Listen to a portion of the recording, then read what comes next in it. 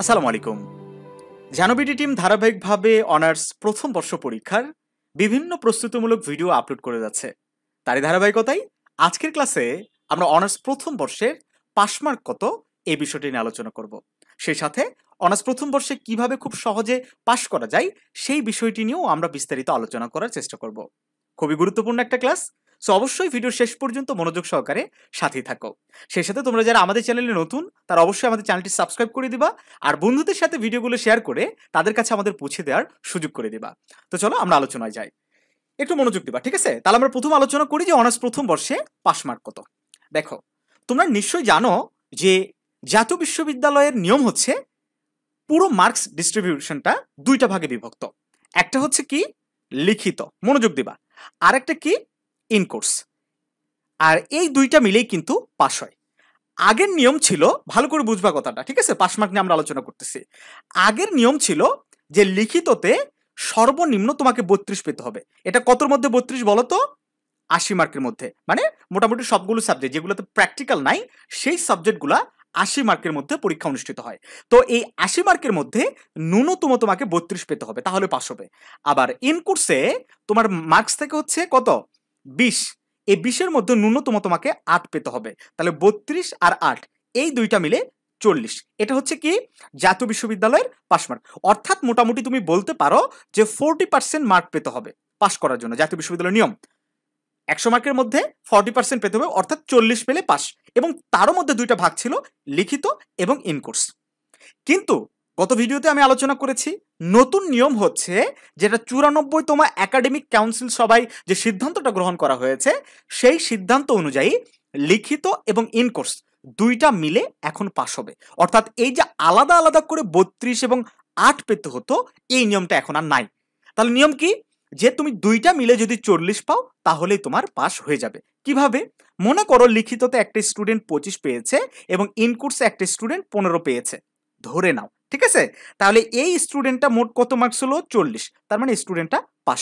কিন্তু আগের নিয়ম যেটা ছিল সেটাতে কিন্তু স্টুডেন্ট ফেল, কিন্তু বর্তমান নিয়মে পাস।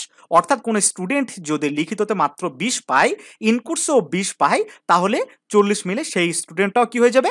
পাস হয়ে যাবে। আমার কথা তোমাদের কাছে ক্লিয়ার? তাহলে পাস মার্ক কত? 40%।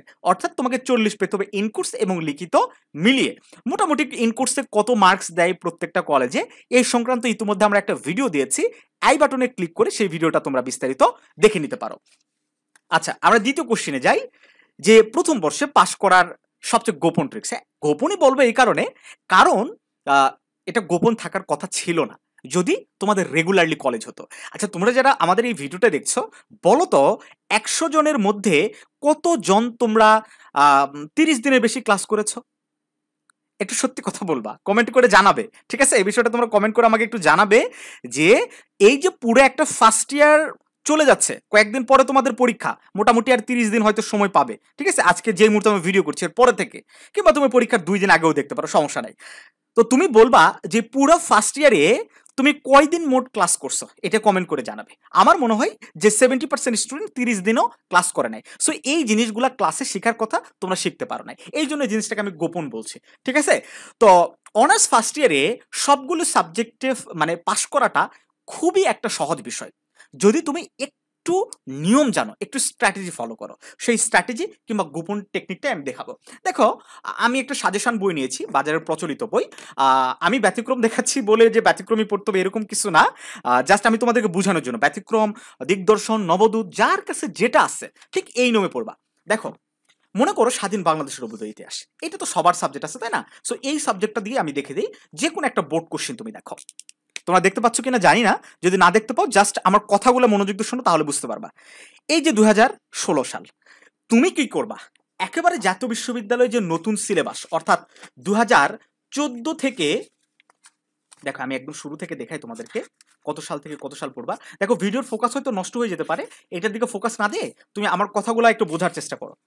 বোর্ড সাল কত পড়বা?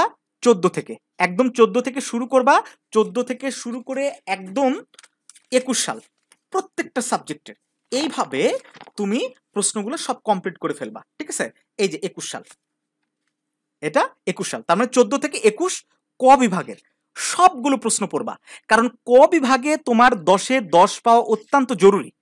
10-এ 10 যদি তুমি ক পার্টে মানে ইনশিওর করতে পারো, তাহলে তুমি নিশ্চিত ধরে নিবা যে তুমি খ এবং গ বিভাগে যদি তুমি খারাপও লেখো, তারপরে তুমি একটা ভালো মার্কস অ্যাকিউর করতে পারবা। ঠিক আছে, এই জন্য ক বিভাগে বেশি কমন পাওয়াটা জরুরি। এই জন্য তুমি একদম 14 থেকে 21 সবগুলা ক বিভাগের প্রশ্নগুলো পড়ে নেবে, এক কথায় যে প্রশ্নগুলা। তারপরে খ পার্টের যে বিষয়টা থাকে, যেমন দেখো খ পার্টে একটা প্রশ্নের উত্তর যদি তুমি লিখতে পারো, তাহলে তুমি 4 মার্ক করে পাবা।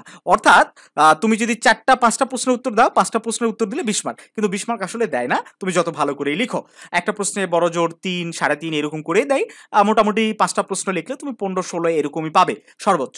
যাই হোক, এরপরে গ বিভাগ থেকে যদি তুমি 2টা অ্যান্সার করতে পারো, দেখো ক বিভাগে মনে করো ধরে নিলাম তুমি 8 পেলে, 10টা কমন পেলে না, 8 পেলে, আর এই 4টা প্রশ্নের জায়গায় তুমি 2টা প্রশ্ন লিখে আসলে তুমি ধরে নাও 7 পেলে। ঠিক আছে, আর এখানে তুমি 3টা গ বিভাগে মনে করো 3টা প্রশ্ন যেভাবে হোক বানায় তুমি মোটামুটি ধারণা থাকলে লিখে আসতে পারো, তাহলে 3×30, সেখানে আমি ধরলাম তুমি 25 পাবে। ঠিক আছে, 25 ধরে নিলাম তুমি পাবে, 25 মার্কস দেয় ইউজুয়ালি। তাহলে কত হলো দেখো, 8 আর সাথে 15, 15 আর 25-এ পুরো 40, ইনকোর্সের মার্ক থাকলো, ইনকোর্স ছাড়াই তোমার 5 মার্ক চলে আসতেছে। এটা সব সাবজেক্টের ক্ষেত্রে। আমি তো খ বিভাগ থেকে মাত্র 2টা অ্যান্সার করার কথা বলেছি, গ বিভাগ থেকে 2টা অ্যান্সার করার কথা বলেছি, আবার এখানেও 8 ধরি নাই। সো মোটামুটি তুমি যদি একটু প্রিপারেশন নিয়ে রাখো, অবশ্যই কি আর মানে তোমার 5 মার্ক হয়ে যাবে। আর সবচেয়ে বড় কথা, আমি যে বোর্ডগুলো বললাম, এর পাশাপাশি খ এবং গ বিভাগের তো এতগুলো বোর্ড পড়া সম্ভব নয়, এই জন্য তুমি আমাদের সাজেশনটা ফলো করতে পারো। দেখো আমাদের এই সাজেশনটাতে একদম সাজানো গোছানো ভাবে, এই ইকোনমিক্স ডিপার্টমেন্টের না, আমি তো ওটা দেখলাম, আচ্ছা বাংলা ডিপার্টমেন্টেরটা দেখাই আমরা। যেমন বাংলা ডিপার্টমেন্টের দেখো, এবার প্রত্যেকটা ডিপার্টমেন্টেরই, কিন্তু শুধু বাংলা ডিপার্টমেন্ট নয়, প্রত্যেকটা ডিপার্টমেন্ট প্রত্যেকটা সাবজেক্ট আমাদের সাজেশনটা এভাবে সাজানো। দেখো প্রথম অধ্যায় থেকে ক বিভাগ থেকে মাত্র 2টা প্রশ্ন দেওয়া হয়েছে, এই যে।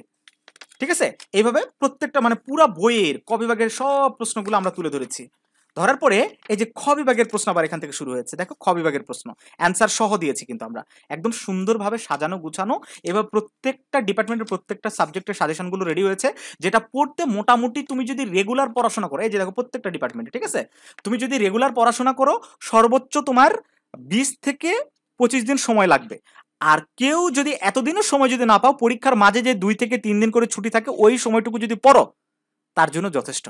ঠিক আছে, তো পাশ করা আসলে খুবই সহজ একটা বিষয়।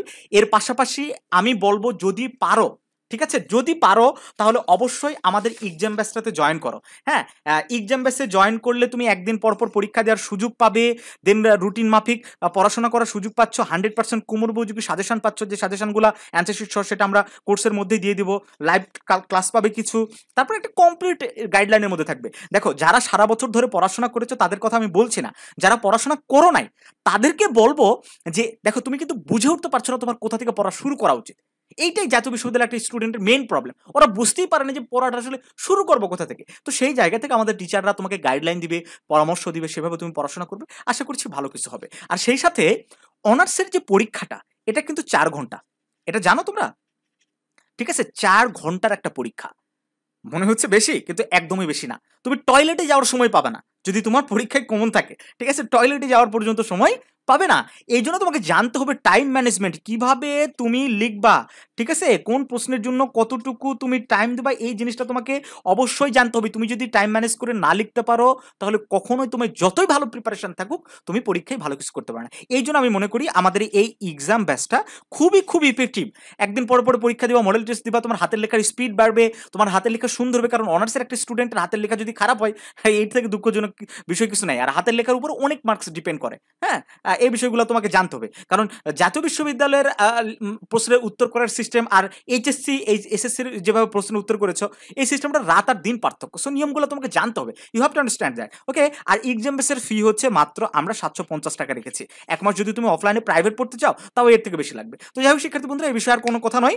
আমরা মোটামুটি দুটো বিষয় আলোচনা করলাম, যে প্রথম বর্ষে পাস মার্ক কত আর কত পেলে মানে কিভাবে তোমাকে পাস করতে হবে। তাহলে আবারও একবার রিভিউ করে দেই, যে পাস মার্ক হচ্ছে 40 ইন কোর্স এবং রাইট এন্ড পার্ট দুটা মিলে। আর প্রথম বর্ষে গোপন টিপস হচ্ছে বোর্ড কোশ্চেনগুলো ভালো করে পড়তে হবে এবং খুব ভালো একটা শর্টকাট সাজেশন ফলো করতে হবে এবং ভালো করে পরীক্ষার খাতায় লিখে আসতে হবে। ঠিক আছে, তো ভালো থাকো শিক্ষার্থী বন্ধুরা। আশা করছি নতুন কোনো ভিডিও নিয়ে খুব শীঘ্রই তোমাদের সামনে আসবো। হ্যাঁ, তো অবশ্যই আমাদেরকে একটু সাপোর্ট করবা। আমরা তোমাদের ভালোবাসা সাপোর্ট নিয়েই অনেক দূর এগিয়ে যেতে চাই। আসসালামু আলাইকুম রহমতুল্লাহ।